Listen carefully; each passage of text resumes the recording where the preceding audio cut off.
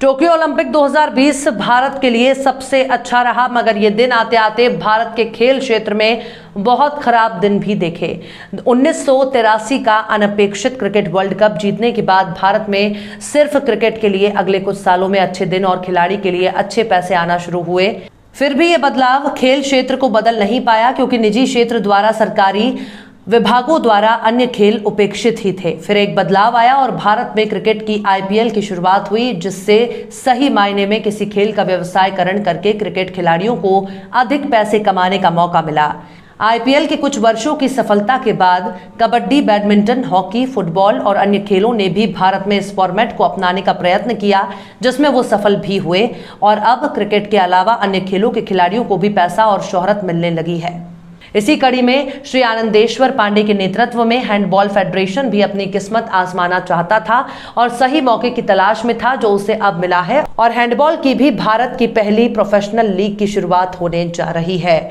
आगामी premier handball league PHL के licence धारक blue sport entertainment private limited ने देश में खेल को बढ़ावा देने के लिए 240 करोड़ रुपए के निवेश का वादा किया और उनके इस प्रस्ताव का राष्ट्रीय महासंघ ने स्वागत किया है। कंपनी ने कहा कि वो अगले 5 वर्षों में भारत में पुरुष और महिलाओं दोनों के हैंडबॉल के विकास में तेजी लाने के लिए इस धन का उपयोग करेगी और उसका लक्ष्य न केवल अभिजात वर्ग के स्तर पर बल्कि जमीनी स्तर पर भी इस खेल को बढ़ावा देना होगा।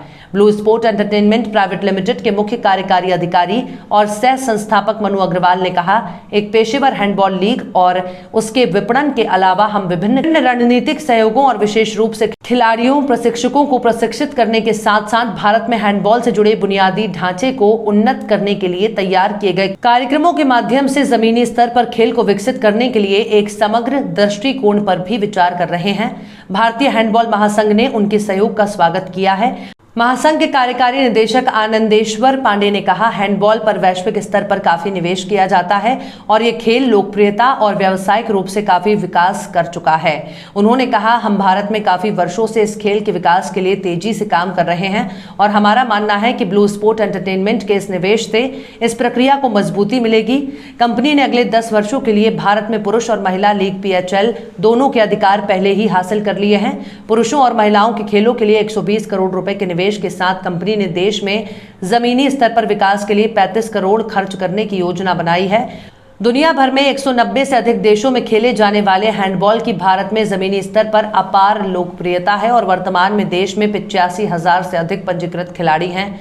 पीएचएल का पहला टूर्नामेंट अगले साल आयोजित किया जाएगा। Somaiya Polytechnic Chandrapur, about the struggle you are in today, developing the strength you need for tomorrow. Facilities: college and hostel campus, girls hostel with AC, boys hostel with AC, doubt center,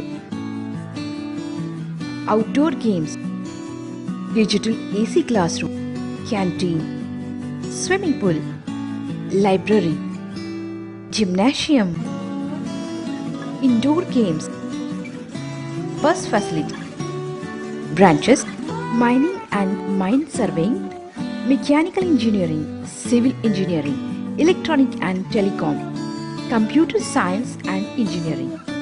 Excellent Polytechnic in Chandrapur by MSBTE, committed to quality education.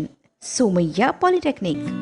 For admissions, contact Mr. G.S. Ambedkar, mobile 86684 57194 and 7588 07141। प्रदेश में ऊर्जा संकट पर बात करते हुए पूर्व ऊर्जा मंत्री चंद्रशेखर बावनकुले ने पत्रकारों से कहा कि यदि सरकार से पावर खाता नहीं चलाया जा सकता है तो हम मार्गदर्शन प्रदान करने के लिए तैयार हैं। 5 साल में हमने कभी बिजली नहीं काटी। एमएसईडीसीएल की हमारे समय की बैलेंस शीट लाभ में थी। एमएसईडीसीएल की बिगड़ती आर्थिक स्थिति के लिए जिम्मेदार है ये सरकार। अगर ये सरकार बिजली विभाग को नहीं समझती है तो हम मार्गदर्शन देने के लिए तैयार हैं। एमएसईडीसीएल आज भी लाभदायक हो सकता है। सरकार ने ऊर्जा विभाग पर नियंत्रण खो दिया है। हमारे समय में 23 दिनों के लिए कोयले का भंडार हुआ करता था, अब 1 दिन का भंडार है। ऊर्जा विभाग बिना बिजली काटे किसानों को लाभ पहुंचा सकता है। नुकसान के आंकड़े बढ़ाने की साजिश है। एमएसईडीसीएल ये बिजली बिल जबरदस्ती काटने की साजिश है। शेतकऱ्यांना तुम्ही जरी मोफत वीज दिली किंवा शेतकऱ्याची वसुली नाही केली तरी तुम्हाला कंपनी बॅलन्स करता येतं. महाजनकोचा, महापारेषणचा, महावितरणचा खर्च कमी करता येतो, लॉसेस कमी करता येतात. एक लॉसेसवर जरी लक्ष दिलं ना तरी कंपनी प्रॉफिटमध्ये येतं. आणि ज्या पद्धतीने या खात्यावरचं ॲडमिनिस्ट्रेशन संपलं आहे, सरकारचा कंट्रोल संपला आहे, ते कंडक्टर आहेत, ते ट्रान्सफॉर्मर आहेत, ते 33 kV सेंटर आहे, तेच सरकार आहे, तेच अधिकारी आहे.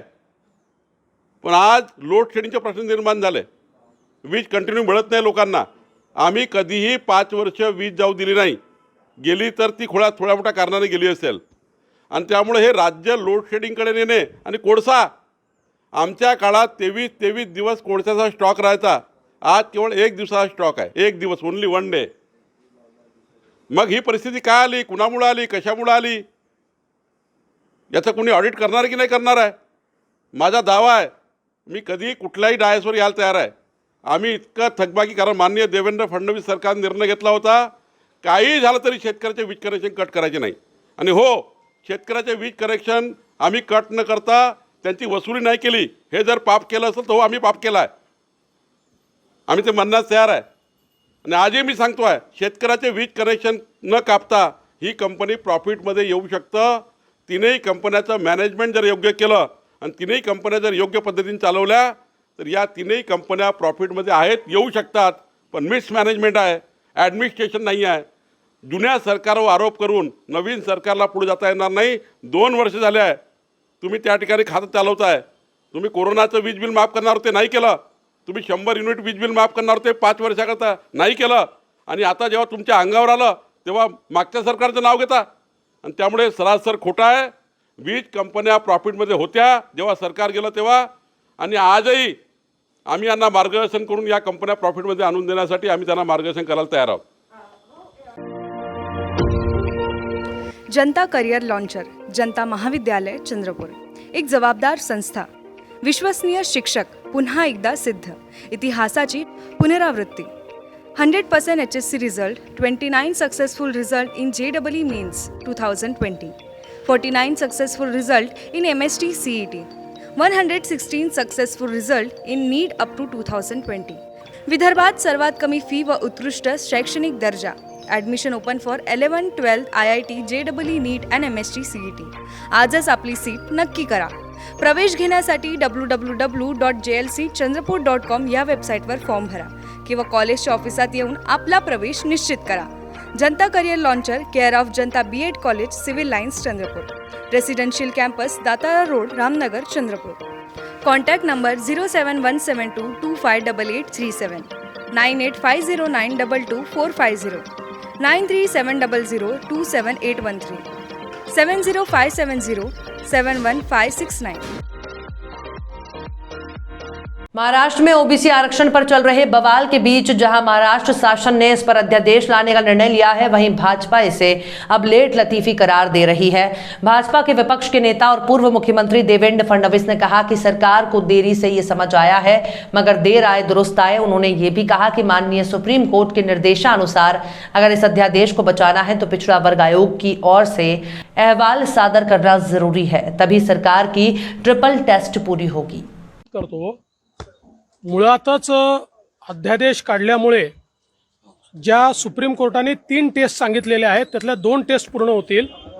तथापि एक टेस्ट त्यानंतरही शिल्लक राहील. तीही ज्याप्रमाणे मुख्यमंत्र्यांकडे बैठक झाली त्या बैठकीत मी सांगितलं होतं की आपण राज्य मागासवर्ग आयोगाला सांगून त्या संदर्भातला एक अहवाल तयार करून घेतला पाहिजे, म्हणजे सुप्रीम कोर्टाने सांगितलेल्या 3 टेस्ट पूर्ण होतील आणि मग कोणीही सुप्रीम कोर्टात जाऊन या आरक्षणाला चॅलेंज करू शकणार नाही. त्यामुळे मी असं म्हणतो की सरकारने हे आधीच करायला पाहिजे होतं. 13/12/2019ला ज्यावेळी पहिल्यांदा सुप्रीम कोर्टाने सांगितलं त्यावेळेस जर आपण हा निर्णय केला असता तर ओबीसी आरक्षण गेलंच नसतं.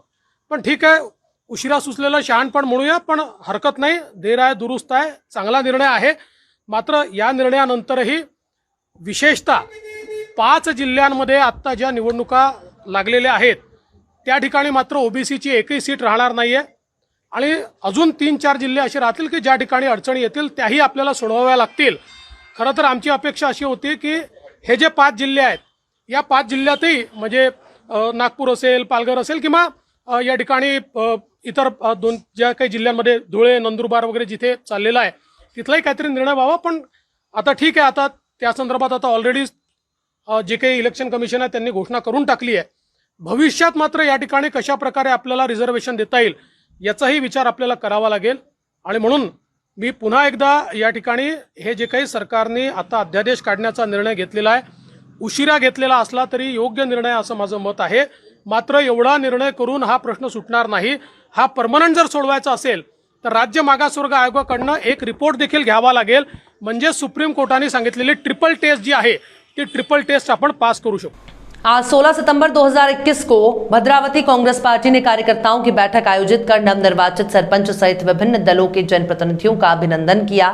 विजय भाव वडेट्टीवार, अभिभावक मंत्री चंद्रपुर, क्रीड़ा, दुग्ध व्यवसाय और पशु संवर्धन मंत्री सुनील केदार, विधानसभा क्षेत्र से विधायक अभिजीत वंजारी सभा स्थल पर पहुंचे. इस कार्यक्रम में सांसद बालूभाऊ धानोरकर, सुभाष धोटे, विधायक राजुरा, प्रतिभाताई धानोरकर, विधायक भद्रावती वरोरा निर्वाचन क्षेत्र, संतोष रावत, प्रकाश देवगड़े, रामू तिवारी, अविनाश वर्जूकर, चंद्रकांत हुंडरे, संध्याताई सावलाखे, सुनीता लोधिया, संगीता अमृतकर, विनोद दत्तात्रेय उपस्थित थे. इस वक्त विभिन्न दलों के जनप्रतिनिधियों, ग्राम पंचायत, पंचायत समिति के सदस्यों को पार्टी में शामिल होने पर सम्मानित किया गया. भाषण के बाद विजय वडेट्टीवार, सुनील केदार और अभिजीत वंजारी यवतमाल के कार्यक्रम के लिए रवाना हुए.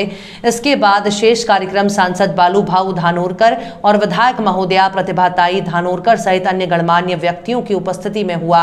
इस कार्यक्रम में 700 से 800 लोगों ने भाग लिया. कार्यक्रम का सबसे विशेष भाग रहा कि भद्रावती नगर परिषद, जिस पर शिवसेना का भगवा पिछले कई सालों से लहरा रहा है, उसके नगर सेवकों ने कांग्रेस में जाहिर प्रवेश किया. आपल्याला माहित आहे की राजकारण करत असताना कुठल्याही मोठ्या निवडणुका लढवत असताना मग ती लोकसभा असो किंवा विधानसभा असो, त्या आता स्थानिक स्वराज्य संस्थेच्या निवडणुका म्हणजे जिल्हा परिषद, पंचायत समिती तसंच ग्रामपंचायती या निवडणुकाकडे आपण एक महत्त्वपूर्ण घटक म्हणून नेहमी पाहतो. आणि एक कसं 7-8 महिन्यापूर्वी साधारणतः ग्रामपंचायतीच्या निवडणुकी पार पडल्या. त्यात मोठ्या प्रमाणात यश काँग्रेस पक्षाला मिळालं. आणि हे करत असताना आपण पाहतो की एखादा आमदार निवडून आला, एखादा खासदार निवडून आला तर कमीत कमी 6 महिने त्याच्या सत्काराचे कार्यक्रम हे क्षेत्रात चालतात. मात्र एखादा ग्रामपंचायतीचा सरपंच जर निवडून आला तर खऱ्या अर्थानं त्यासुद्धा लोकप्रतिनिधीचा सत्कार हा झाला पाहिजे, त्याला सुद्धा त्या पदाचा मान हा मिळाला पाहिजे.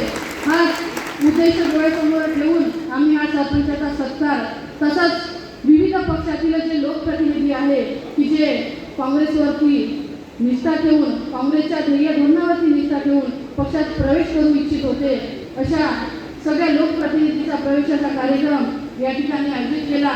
हे करत असताना आपल्याला माहीत आहे की आज ग्रामपंचायतीच्या निवडणुका झाल्या. आज 150 ग्रामपंचायती माझ्या विधानसभेत आहे. त्यात जवळपास 120 ग्रामपंचायती या काँग्रेस पक्षाच्या आल्या. तर नक्कीच या ग्रामपंचायतीचा सत्कार सरपंच तसंच उपसरपंच आणि सगळ्या सदस्यांचा सत्कार या ठिकाणी ठेवला आहे. त्यात ग्राउंड लेवलवरती काम करत असताना आपल्याला माहीत आहे की ग्रामपंचायत मध्ये काम करणारे लोक हे फार महत्त्वाचे असतात. निवडणुका जरी मोठ्या असल्या तरी नक्कीच या निवडणुकामध्ये एक महत्त्वपूर्ण मोलाचा वाटा या ग्रामपंचायत सदस्यांचा, सरपंचाचा असतो. म्हणूनच आज त्यांचा सन्मान सोहळा या ठिकाणी आयोजित केला आहे. आपल्याला ज्यांनी बाळूभाऊंच्या, वडेट्टीवार साहेबांच्या आणि प्रतिभाताईंच्या नेतृत्वावर विश्वास ठेवून काँग्रेसमध्ये प्रवेश घेतला अशा सर्वांचं मनापासून अभिनंदन करतो. आणि काँग्रेसच भाजपला हरवण्यासाठी, भाजपला संपवण्यासाठी देशामध्ये कुठली शक्ती असेल तर ती फक्त काँग्रेसच्या रूपानं आहे. जगामधल्या इतिहासाचा अभ्यास जर केला आपण तर प्रत्येक देशाला स्वातंत्र्याचा लढा मोठ्या प्रमाणामध्ये द्यावा लागला. आणि त्या सर्व ठिकाणी आपण जर विचार केला तर जगामध्ये काँग्रेससारखा पक्ष नाही की जो सातत्याने 130 वर्षापासून सत्तेमध्ये आहे कुठल्या ना कुठल्या स्वरूपामध्ये, आणि ज्यांनी त्या देशाच्या स्वातंत्र्याच्या आंदोलनामध्ये मोठी महत्त्वाची भूमिका निभावली आणि नंतर सातत्याने या देशाला घडवण्याचं काम हे जर कोणी केलं असेल तर ते काँग्रेस पक्षाने केलं. आता अवस्था अशी झाली आजकाल नरेंद्र मोदीची की एखादा बाप जन्मभर आपल्या परिवारासाठी, आपल्या कुटुंबासाठी मोठी त्या ठिकाणी संपत्ती तयार करतो, घर बनवतो, प्रॉपर्टी बनवतो, आणि मग एखादा पोरगा जर नालायक निघाला तर तो संपत्ती विकण्याचं काम करतो. तसलं उदाहरण भारतीय जनता पार्टीचं आहे. आणि म्हणून नरेंद्र मोदी या देशाची सर्वच्या सर्व संपत्ती विकण्याचं काम करत आहे.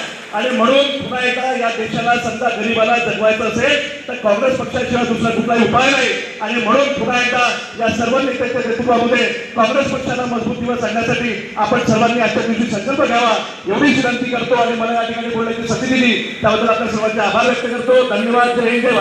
लोकांमध्ये आपलं कसं करायचं, लोकांना न्याय कसा द्यायचा आहे शिकायचं असेल तर जेव्हा आम्ही पदवीधर मतदारसंघाच्या निवडणुकीत अभिजितरावला सांगितलं की 80 रुपये जर खर्च करून निवडणूक हारत असेल आणि 100 रुपये खर्च करून जर निवडणूक जिंकत असेल तर 120 रुपये खर्च केले पाहिजे निवडणूक बरोबर जिंकते. आणि ती निवडणूक खुल्या हाताने खुल्या अंतकरणाने खुल्या मनाने लोकांचं प्रेम तुम्ही जिंकून निवडणूक तुम्ही आमदार झाला.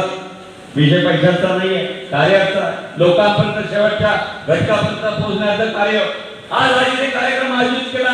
ग्रामपंचायतचे सदस्य, सरपंच, पंचायत समिती सदस्यांना, नगरपालिकेचे नगरसेवक, बाजार समितीचे सभापती सदस्य यांचे प्रवेशाचा हा कार्यक्रम केला. हा पाठीचा कणा आहे. आज घराघरात गावागावात जर काँग्रेस पोहोचवायची असेल या लोकांच्या भरोशावरच पोहोचवले जाते. या इथे आमदार आणि खासदार जे निवडून दिलं हे तुमची पुण्याई आहे. नाहीतर इथे आमदार खासदार तुम्हाला दिसला नसता. तुमचा मान सन्मान होणं हे तेवढंच महत्वाचं आहे.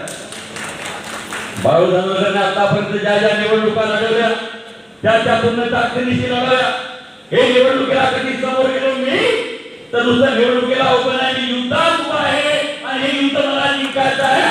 याच पद्धतीने मग नगरपालिकेची निवडणूक असो, ग्रामपंचायतची निवडणूक असो किंवा जिल्हा परिषदेची निवडणूक असो, कृषी उत्पन्न बाजार समिती असो, विधान समिती असो, लोकसभेची असो, या पद्धतीने निवडणुका लढवल्या. मला अभिमानाने सांगावं वाटते की सुनील केलं ज्या क्षेत्राचं नेतृत्व करतात वारंवार 5-5दा निवडून येते. साधारण विषय नाही, हे मोदींचे लाड आम्हाला सांगायचे नाही. ते विजयराव सुद्धा ते कोणताही क्षेत्र द्या, कोणताही मतदारसंघ सांगा, त्या कुठल्याही मतदारसंघातून निवडून यायची ताकद या जिल्ह्यामध्ये ठेवायचं काम त्यांचं आहे. बाजूच्या जिल्ह्याचं निवडणूक लढून निवडून येण्याची कॅपॅसिटी त्यांच्यात आहे. अशा पद्धतीने लोकांचं मन जिंकून कशा पद्धतीने लोकांना आपण न्याय देतो याच्यावर निर्भर असते. इथे बसलेले सर्व लढवय्या नेते काय काय करायचं आहे. आमच्या अंगावर खूप येतात, आम्हाला खूप टार्गेट करतात. 200, 400, 500 धमक्या आल्या. लढायचं काम आम्ही ज्यावेळेस ठरवतो त्यावेळेस ते पूर्ण करतो. हेही 8 जिल्ह्यातील ओबीसीचं आरक्षण कमी झालेलं पूर्ण करण्यासाठी आम्ही रात्रंदिवस बनलो. सगळ्यात जास्त फटका कुठे बसला असेल तर तो राजुरा मतदारसंघात बसला. राजुरा मतदारसंघ. पण आज या निर्णयाने अनेक आपण कोणाचंही कमी न करतो. शेड्यूल ट्राईबचं कमी केलं नाही, शेड्यूल कास्टचं कमी केलं नाही आणि ओबीसीला मात्र पूर्ण 19% आरक्षण ओबीसीला मिळवून देण्याचं काम झालं आहे. हा एक ऐतिहासिक निर्णय आपल्या जिल्ह्यासाठी आणि 8 जिल्ह्यासाठी झालेला. कारण काँग्रेस हा देश चालवू शकतो, देश टिकवू शकतो, देश उभा करू शकतो हे सिद्ध करून दाखवलं आहे. आता पाहिलं तुम्ही देखो एक के पीछे सांगितलं का सर्व विकणं सुरू झालं आहे. फक्त आता माणूस आणि माणसाच्या अंगावरचे कपडे विकायचं ठेवणार आहे. म्हणजे नंगा घुम ही पाळी येणार आहे. सांभाळून ठेवा. काल काहीतरी म्हणे जीएसटीची मीटिंग झाली. काय मीटिंग झाली? जीएसटी लावली, पेट्रोल पंपावर जीएसटी लावायची चर्चा झाली काल. कारण युपीच्या निवडणूक आहे, लोक जिरवतील म्हणून केवळ उत्तर प्रदेशच्या निवडणुका नजरेपुढे ठेवून उद्या डिझेल आणि पेट्रोल महाग झाला, आपला स्वस्त झाला तर तुम्ही जाऊन काय जिल्हा परिषद आणि पंचायत समितीने मतं मारू नका. नाही तर द्या कमी झाला, 70 वर आलाय, 80 वर आलाय, तुम्हाला मूर्ख बनवतील. जशी युपीची निवडणूक संपली की पुन्हा पेट्रोलचा भाव वाढत. हे ठरलेलं आहे. निवडणुका नजरे पुढे ठेवून आज कोणीच बोलत नाही. महागाईवर कोणी बोलत नाही. हा देश विकला जातोय त्यावर कोणी बोलत नाही. संपूर्ण देश उद्ध्वस्त करण्याचं काम करतो. काल परवा एक चांगली पोस्ट आली आमच्या सोशल मीडियावर. म्हणे एकाने त्यांचं मनापासून कौतुक करतो की शेवटी राजकारणामध्ये राजकारण समाजकारण करत असताना तळागाळातल्या माणसाचा मान सन्मान हा महत्वाचा विषय असतो. राजकारणामध्ये आणि समाज कार्यक्रमामध्ये प्रत्येक माणूस प्रत्येकाला काही देऊ शकत नाही, ही गोष्ट तेवढीच कधी प्रत्येका समाजाला सोडू शकत नाही, पण प्रत्येक माणसाचा सन्मान करू शकतो आणि सन्मानाला त्या ठिकाणी कुठली कमी राहत नाही.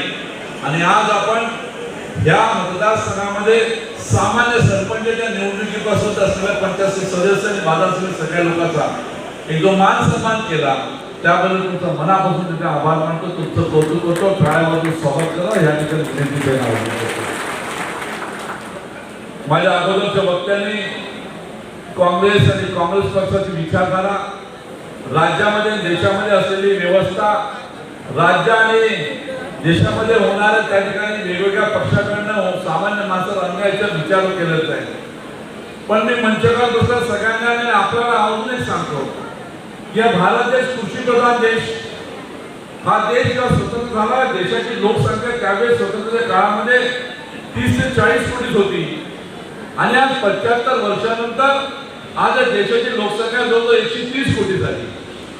130 कोटी लोकसंख्या झाल्यानंतरही अन्नधान्याची आपल्याला तुटवडा नाही. मला माहित नाही, पण मला सगळेजण सांगतात, माहिती सुद्धा आपल्याजवळ आहे. ज्यावेळेस देश स्वतंत्र झाला होता, त्या देशाची लोकसंख्या 30 ते 40 कोटी होती, त्यावेळेस देशाच्या लोकांना अन्नधान्य खायला नव्हतं. अमेरिकेत मिलो आणत होतो आपण आणि देशाच्या लोकांना त्यावेळेस भूक भागण्यासाठी अमेरिकेत मिलो आपण लोकांना चालेल अशी परिस्थिती त्यावेळेस होती. 75 वर्षानंतर आज या देशामध्ये 40 कोटीवरून 130 कोटीवर गेलो.